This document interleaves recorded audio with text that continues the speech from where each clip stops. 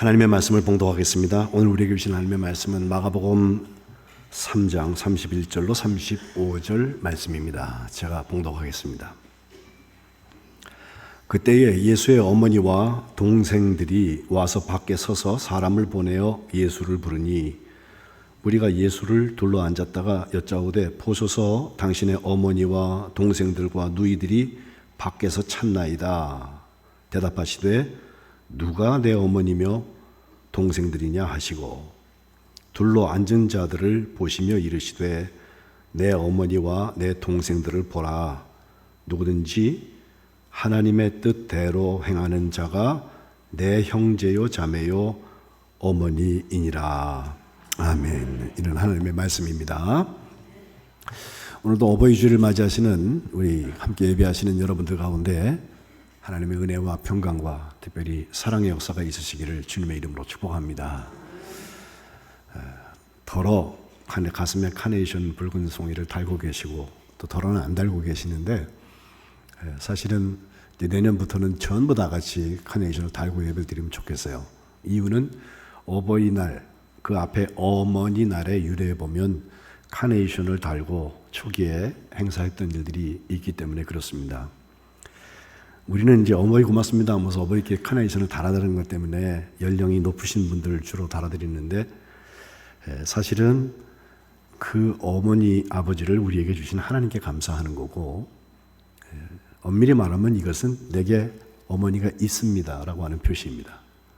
그 어머니가 살아계신 분들은 붉은색을 하고 저는 어머니가 4년 전에 돌아가셨습니다마는 돌아가신 분들은 흰색 카네이션을 했던 것이 이 어버이날 특별히 어머니 날의 전통의 시작이었습니다. 그 앤과 안나라고 하는 모녀 간에 일어났던 일, 그 딸이 이제 어머니의 추도 예배 때 카네이션을 첫 해에는 500송이를 보내고 그 다음에부터는 1만 송이씩 가서 보냈는데 주로 흰색을 보냈습니다. 이유는 어머니를 상징하는 것으로 자기는 붉은색 카네이션을 생각하지 않고 어머니가 순결하고 힘있고 잘 인내하셨다는 뜻으로 흰색의 카네이션을 드렸고 그것을 어머니를 추도하는 추도 예배에 온 모든 분들이 다 같이 가슴에 달고 예배했던 것을 역사가 얘기하고 있는데 특별히 그녀가 왜 흰색이었냐라고 할 때 나는 흰색 카네이션을 볼 때마다 카네이션 중에서 어머니가 내게 늘 잠자리를 흰색 침대보를 깔아주셨던 것을 기억합니다 라고 얘기하고 있고 카네이션 꽃의 특징 중에 하나가 다른 꽃은 죽을 때가 되면은 밖으로 퍼져서 죽는데 카네이션은 죽을 때 오므라들어서 죽는데요. 그래서 어머니가 자녀들을 품는 것처럼 끝까지 이렇게 품는 그 역할을 하는 꽃이라고 우리가 알고 있습니다. 성경은 부모와 자녀의 관계에 대해서 여러 번 말씀하고 있고 특별히 자녀들이 부모를 공경하라 우리 찬양한 것처럼 이것은 10개의 계명 중에 10계명 중에서 하나님에 대한 거 말고 사람들에 대한 6계명을 얘기하는 첫 번째 계명 10번째 중에서는 5번째 계명이 바로 네 부모를 공경하라 그리하면 내 하나님 여호와가 내게 준 땅에서 내 생명이 길 것이다 라고 하는 말씀으로 되어 있습니다. 부모와 자녀 간의 관계에서 자녀들이 부모를 공경하는 것 그리고 오늘 우리가 교독했습니다만 에베소서에 나온 말씀과 또 예배 시작에 제가 골로새서의 말씀을 읽은 것처럼 부모님께 순종하는 것 순종의 역사는 점점 더 어려워지는 것 같아요. 저희 어려서는 그냥 순종하는 게 당연하고 그 말씀을 듣지 않는 것을 불효한다라고 생각을 했는데 요즘에는 아이들이 너무 자기 주관이 뚜렷해져서 그런지 몰라도 자기식으로 순종하는 예가 다반사고 특별히 부모도 그것을 요구하기 어려운 세상이 와서 잘못하면 아동 학대에 들어갈 수가 있어요. 그러나 성경은 분명히 내 부모를 순종하라. 그것도 주 안에서 순종하라. 이렇게 말씀하고 있습니다. 내 멋대로 내 가정의 규율을 따라서만 하는 것이 아니라 주 안에서라고 하는 전제 조건이 들어있어서 너희 부모에게 주 안에서 순종하는 것이 옳다라고 하면서 이것이 약속 있는 첫 계명이다. 내가 땅에서 장수하고 또 잘 되는 일은 바로 하나님께서 하시는 일이라는 것을 우리에게 알려주고 있습니다. 자녀들의 의무만, 우리들이 다 부모가 있으니까 자녀의 의무를 해왔잖아요. 의무만 얘기하는 것이 아니라 자녀들에게도 부모가 어떻게 할 것에 대한 말씀을 주시는데, 자녀들을 노엽게 하지 말아라. 애들이 낙심한다 라고 말씀하고 있고, 또 오직 주의 교훈과 훈계로 양육해야 된다. 이건 부모의 책임으로 말씀하고 있습니다. 저는 오늘 예수님의 어머니에 대한 얘기를 여러분하고 함께 나누려고 하는데, 사실 예수님의 어머니 동정녀 마리아에게 나셨다라고 우리가 사도행전 고백하잖아요. 태어날 때부터 남자를 알아서 육적인 관계에 의해서 생겨진 게 아니라 성령께서 그녀에게 태를 여셔서 아직 약혼녀 상태일 때 임신한 것이 드러나기 시작하고, 그때는 남편이 될 요셉도 상당히 중요해서 그에게도 성령께서 나타나셔서 이제 아이를 낳게 될 텐데 이름을 예수라고 하라고, 구원자가 된다는 말씀을 주시고, 그들이 요셉이 정말 지혜롭게 잘했던 것 같아요. 하나님의 말씀을 순종하고 그 말씀대로 하는 사람이 아니라면 할 이유가 없는 행동을 해요.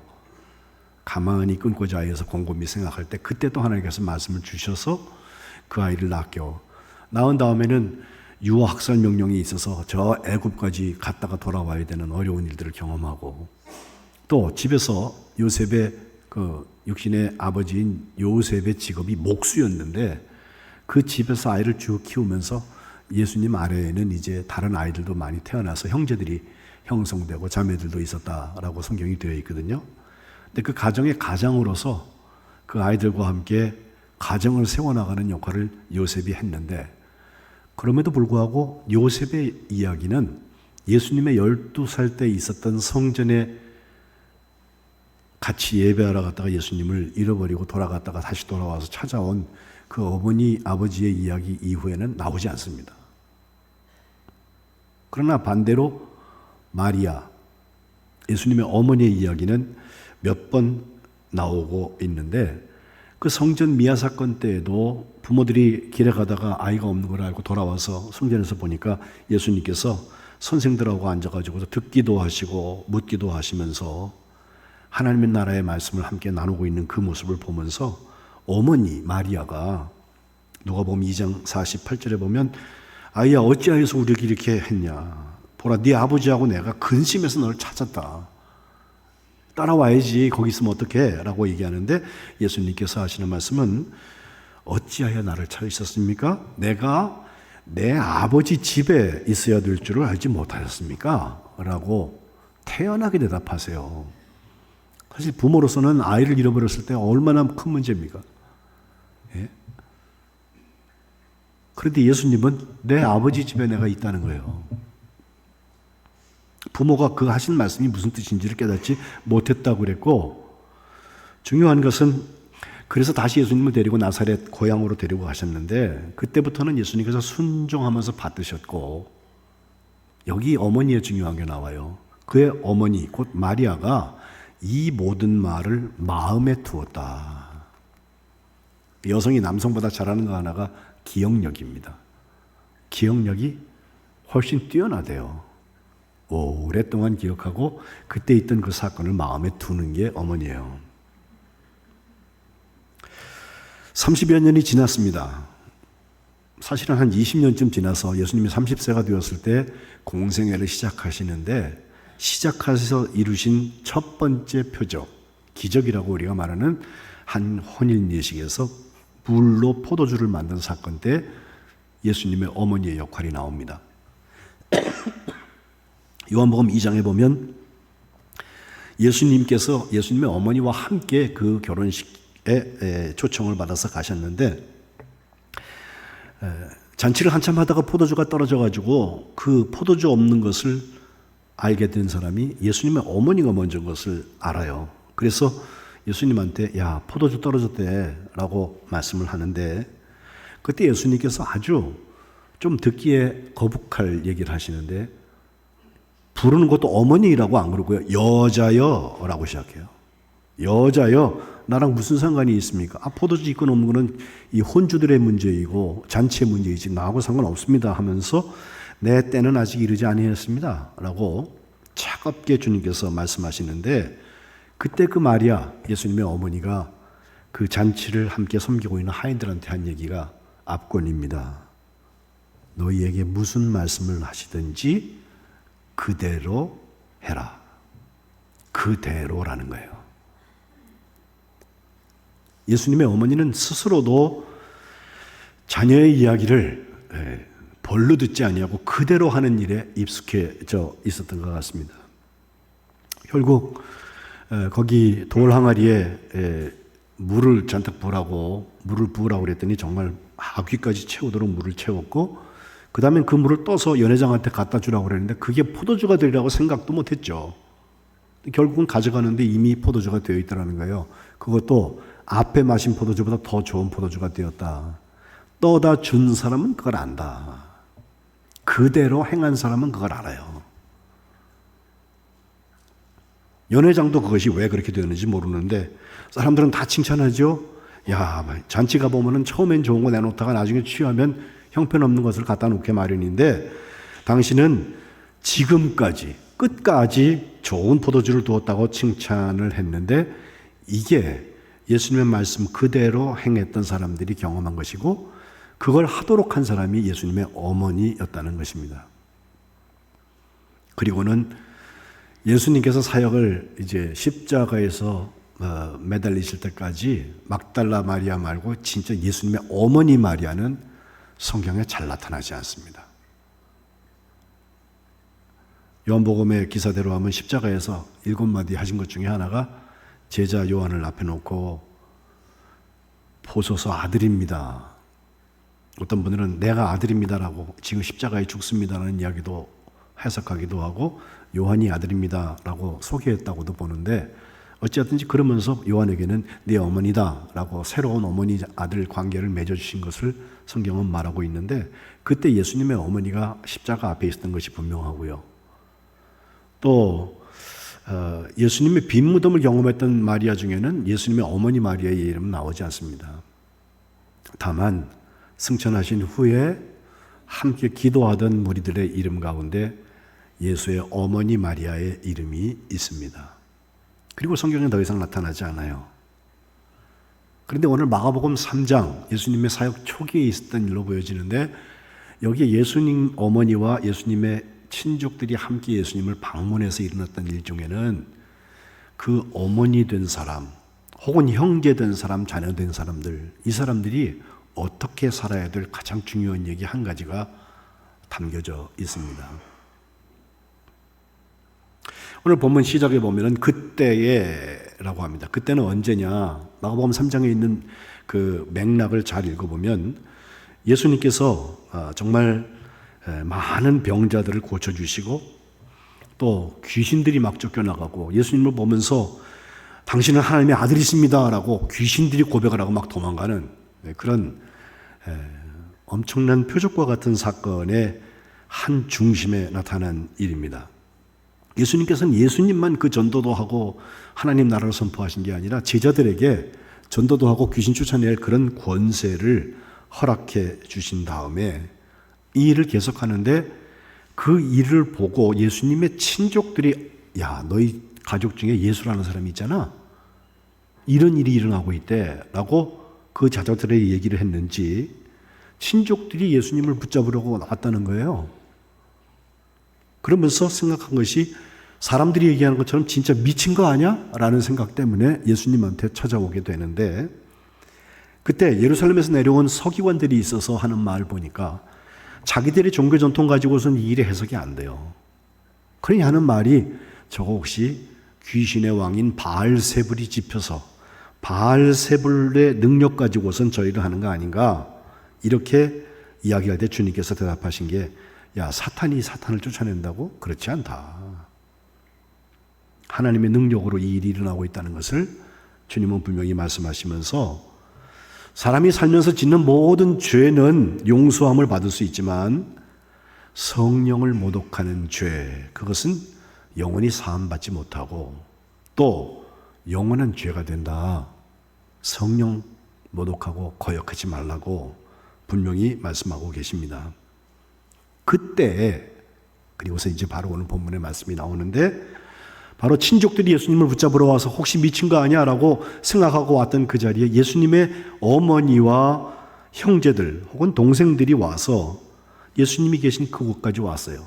그래서 바깥에서 저 안에 있는 예수님한테 사람들을 보내서 우리가 왔다고 전가를 합니다. 그 안에 있는 사람 중에 무리가 예수님한테 얘기하죠.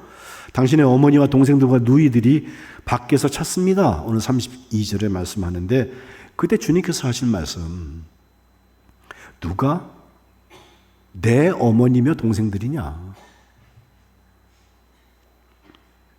그러면서 거기 앉아있는 앞에 있는 사람들에게 내 어머니와 내 동생들을 보아라 라고 하시면서 누구든지 하나님의 뜻대로 행하는 자가 내 형제요 자매요 어머니라고 말씀하세요.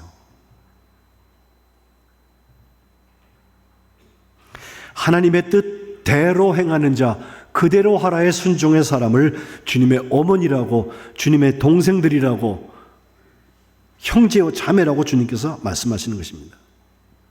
이것은 저 밖에 있는 마리아와 형제 자매들, 이것은 내 형제와 자매가 아니다, 이게 아니라 하나님의 뜻대로 하는 그 사람이 진짜 하나님의 어머니, 예수님의 어머니고 하나님의 자녀된 동료들이라고 하는 거예요.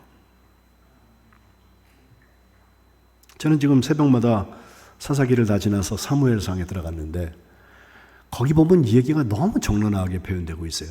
사사시대에 보면요, 여호와의 목전에 악을 행했다, 대체로 우상숭배를 망하려는데, 그 우상숭배하고 하나님의 자리에 다른 게 올라가 있는 것을 보고, 결정권자가 하나님이 아닌 것을 보고 하나님께서 다른 백성들을 쳐들어가게 해서 그들을 어떻게 보면 고통 중에 연단시키시는 과정을 겪는데, 그게 너무 힘들어갖고 하나님 살려주세요라고 울부짖으면 그때 하나님께서 구원자인 사사를 보내셔서 그를 통하여서 12명이나 이름이 나오잖아요. 그 문제들이 다 해결함을 받고 평안 가운데 있었다, 만안의 역사가 거기 있었다, 이렇게 기록하고 통치 기간이 얼마다, 그게 사사기에 계속되는 이야기예요. 그들 중에 우리가 잘 아는 기드온도 있고 우리가 잘 아는 삼손도 있고, 그 많은 사사들의 이야기가 우리에게 주고 있는 결론은 뭐예요? 맨 마지막 절에 나오는데, 그 시절에 일어난 일들을 보니까 이스라엘에 왕이 없으므로 사람이 자기 소견에 오른 대로 한다는 거예요. 하나님의 뜻대로 행하는 자가 아니라 자기 소견에 오른 대로 행하는 사람들 때문에 이 문제가 계속되고 있다는 얘기로 끝나요. 그리고 이어지는 왕정 시대가 시작되는 사무엘상에 들어가면 사무엘이라는 마지막 사세를 하나님께서 구별하시는 이야기가 나오고, 사무엘을 통하여서 하나님께서 왕들을 세우는 얘기가 사무엘상 하에 나오는데, 상 끝까지는 사울이라는 초대 왕이고, 사무엘 하는 이제 기름 부음 받아서 다윗의 역사가 계속되고 있는데, 두 왕들이 어떤 차이가 있는지 제가 5월 1일 날 사울과 다윗 이렇게 둘을 비교하여서 가정의 달에 한번 나눈 말씀이 있어요. 여러분 유튜브에 보시면 있으니까 한번 찾아보시기 바라요. 정말 하나님의 마음에 맞는 사람이 누구일까요?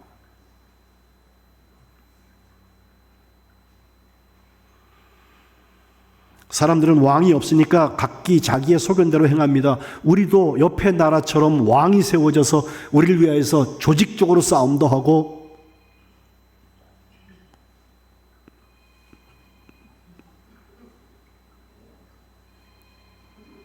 네, 어서 꺼주세요. 예, 저는 계속 할 수 있는데 다른 분들이 방해를 받아. 옳지. 왕이 생기면 내 소견대로 못해요. 왕이 하라는 대로 해야 돼요. 그러니 제 소견대로는 못하지만 문제는 왕이 제 소견대로 할 때는 어떡하냔 말이에요. 그게 하나님의 마음에 합한 사람, 하나님의 마음에 맞는 사람을 구분하는 척도예요. 누가 내 어머니고 누가 내 형제냐? 하나님의 뜻대로 행하는 자가 내 어머니고 형제고 자매라고 주님 말씀하십니다. 우리 만안교회는 다 하나님의 자녀들이 되는 권세를 누리시기를 주님의 이름으로 축복합니다. 그러려면 하나님의 뜻을 붙잡아야 합니다. 왕 세워주면 괜찮겠다고 사무엘한테 와가지고 졸르고 졸르니까, 특별히 또 사무엘의 두 아들들이 조금 사사로 세워놨더니 뇌물 받고 이상한 짓을 하고 그래가지고 짧게 나오지만 그게 빌미가 된 건 사실이에요. 그렇다고 왕 세우면 끝나나? 전혀 그렇지 않습니다. 왕 세워달라고 하니까 하나님께 사무엘은 계속 물어요. 그랬더니 야, 해봐라. 대신에 왕을 세우면 이런 장점이 있지만 이런 단점도 있다는 걸 알려줘야 돼 해서 왕에 대해서 교육하거든요. 그럼에도 불구하고 우리에게는 왕이 있어야 된다고 하는 거예요. 답을 정했어요, 이미. 하나님께 여쭐 때 하나님께서 하시는 말씀이 야, 그들이 네 말을 안 듣는 게 아니라 나를 버린 거야 라고까지 말씀하시면서 하도록 놔둬봐라. 그래서 허락을 한 것인데, 그때 뽑힌 사람이 초대왕 사울왕인데, 그 사울왕은요 왕이 되려고 돌아다니면서 선거운동한 사람이 아니에요. 자기 아버지 심부름 따라서 암나귀 잃어버렸다고 그래서 찾으라고 그러니까 그거 찾으러 갔다가 사환이 아유 그냥 돌아가지 말고 빈손으로 못 찾다고 돌아가지 말고 요 가까이에 하나님의 사람이 있으니 가서 여쭤보고 그분이 알려주는 대로 합시다라고 그래서 그래, 그리고서 따라간 게 바로 사무엘을 만나러 간 건데, 그때 사무엘의 이야기를 통하여서 사울 왕에게 여호와의 영이 임하셨다. 그래서 사울이 막 예언도 하고요, 선지자의 무리와 함께 하나님의 일들을 말하는 게 되는 장면이 나와요. 참 놀랍죠? 여호와의 영이 그에게 감동된 이후에 하나님께서 그를 왕으로 세우시려고 하는 일들을 제비뽑기를 해도 그가 되고, 그가 아직 왕이 되기 전에 전쟁을 한번 하는데 그 전쟁에서도 암몬족서와의 전쟁에서도 이기게 하셔서 전과도까지 올렸으니까 이제 길갈에서 모여가지고선 그를 왕으로 세울 때 사람들이 만세 했어요. 이제 어떤 일이 일어날지에 대해서 그들은 전혀 생각지 못했습니다. 일이 잘 되고 있거든요. 문제는 그 다음에 블레셋과의 전쟁의 이야기가 나오는데, 하나님께서 그 왕을 세우신 것을 후회하신 사건입니다. 아, 내가 왜 하필 쟤를 세웠을까? 하나님의 뜻대로 행하는 거, 사실 사울도 보면요, 한 80~90%는 하나님이 하라고 해서 한 거예요. 근데 조금, 그가 보기엔 별거 아닌 것 같고 그렇게 해도 될 것처럼 판단되었던 자기 소견대로의 잔재가 남아있던 것인데, 그걸 하나님께서는 불순종이라는 거예요. 블레셋과의 싸움에서도 그렇고 아말렉과의 전쟁에서는 더욱 그렇습니다. 블레셋과의 싸움에서는 싸움을 하려고 그러는데 7일 동안 가서 기다리세요라고 했던 그 사무엘의 말이 아직 이루어지지 않은 상태예요. 가서 내가 하나님께서 하실 말씀을 알려드리겠습니다 라고 했는데, 사무엘은 아직 오지 않았는데 보니까 진짜 블레셋이 쳐들어오려고 준비하고 있거든요. 이게 백성들에게 동요가 일어났어요. 내 군인들이 그것 때문에 두려워서 도망가고 이반 현상이 일어나니까 왕으로서 어쩔 수 없다. 7일까지는 기다렸습니다. 그런데 아직 사무엘이 안 오니까 할 수 없다. 가서 화목제물, 번제물 다 가지고 오라고 그래서 예배를 드려버려요. 근데 정말 안타까운 게 예배가 끝났을 때 사무엘이 도착합니다. 그때까지만 기다렸으면 되는데, 하나님께 은혜를 구하기 위해서 제배를 드립니다라고 얘기하고 있지만 사울의 그 일에 대해서 사무엘이 당신 지금 뭐 하는 거냐고, 기다리라고 그러지 않았느냐고. 결국 당신은 폐위될 거라고, 왕의 날이 길지 못할 거라고 예언하고 말아요. 아말렉과의 전쟁은 어땠습니까?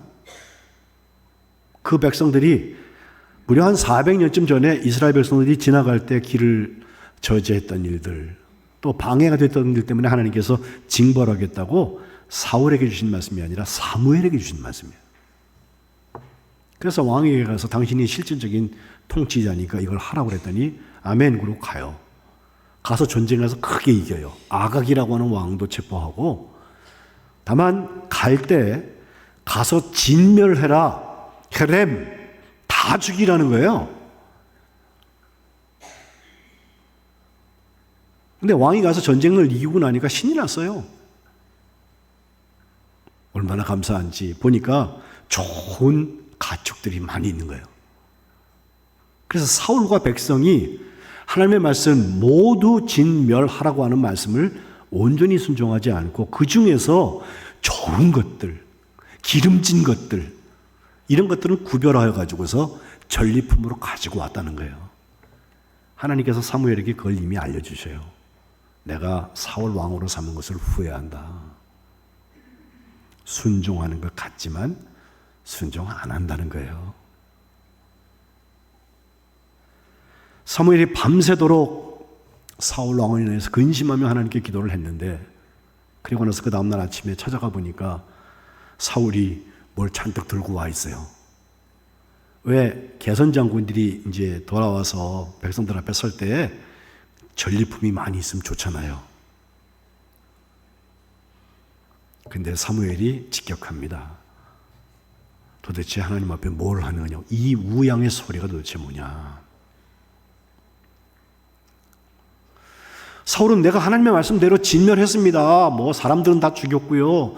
특별히 하찮은 것들, 시원찮은 것들은 다 죽였는데 저 백성들이 하나님 앞에 예배드리면 좋겠다고 그래갖고 이거 가지고 온 거예요. 라고 얘기하거든요. 근데 사무엘상에 보면은 백성들이 한 것으로 되어 있지 않고 사울과 백성들이 그것을 가지고 온 것으로 되어 있어요. 사울의 말은 거짓말입니다. 핑계입니다. 그는 부득이하여서 예배를 드렸습니다. 백성들이 그랬습니다라고 자꾸 핑계대고 자기 합리화를 하려고 애를 쓰지만 하나님께서 후회하시고 돌이켜서 나를 따르지 않고 내 명령을 행하지 않았다고 말씀하시는 것에 대해서 그는 예민하지 않습니다. 결국 사무엘이 결정해서 하는 말은 그거죠. 하나님의 뜻대로 행한다는 게 무엇입니까? 번제와 다른 제사를 드리는 게 하나님의 뜻대로 행하는 것입니까? 아니면 하나님의 목소리를 듣고 따르는, 청종하는 것을 하나님께서 더 좋아하시겠습니까? 순종이 제사보다 낫습니다. 듣는 것이 숫양의 기름보다 낫습니다. 거역하는 것은 점치는 죄와 같고 완고한 것, 마음이 딱딱한 것은 우상에게 절하는 죄와 똑같습니다 라고 말하면서 왕이 여호와의 말씀을 버렸으므로, 작은 불순종 같아 보이지만 버렸으므로 여호와께서도 왕을 버려서 왕이 되지 못하게 하십니다. 그때야 깨닫고 하나님 앞에 내가 용서를 구한다고 하지만 때가 늦었어요. 사무엘의 옷을 붙잡고 늘어져갖고 옷이 막 찢어지도록 하는데 그 이후에 사무엘이 사울을 만나러 가지 않았다. 왜? 이야기해도 여호와의 말씀대로 살 생각이 없는 사람이에요.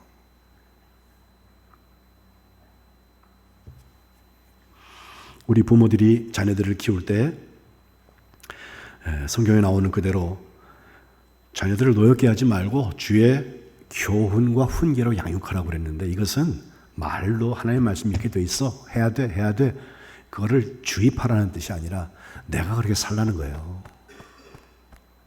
그 어버이 밑에 그런 아이들이 나와요.